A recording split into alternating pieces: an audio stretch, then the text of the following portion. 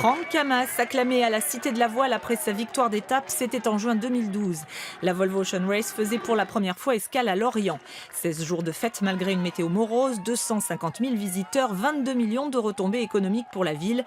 Fort de ce succès, Lorient espère faire encore mieux en juin prochain, mais sur une période plus courte.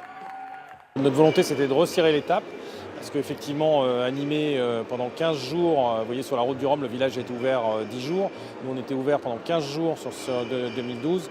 On avait vraiment la volonté d'avoir quelque chose de plus dense. Et donc, effectivement, on est ravis du format de l'étape, puisqu'on sera sur une semaine. On a souvent tendance à penser que le Vendée Globe ou la route du Rhum, c'est plus important, c'est surtout plus médiatisé.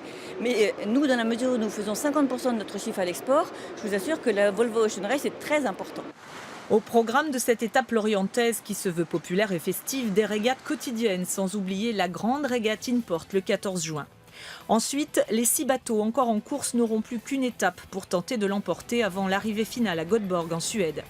À Lorient, on compte donc sur le bateau franco-chinois Dongfeng, skippé par Charles Caudrelier pour assurer le spectacle.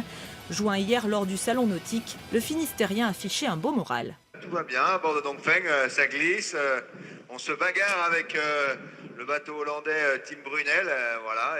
Mais c'est sympa, on est dans le beau peloton, on va dire. Mais juin est encore loin pour envisager la victoire, d'autant qu'il reste encore 6 étapes. Le temps pour Lorient de trouver 450 bénévoles supplémentaires et de finaliser toute l'organisation. Rendez-vous le 9 juin pour l'arrivée.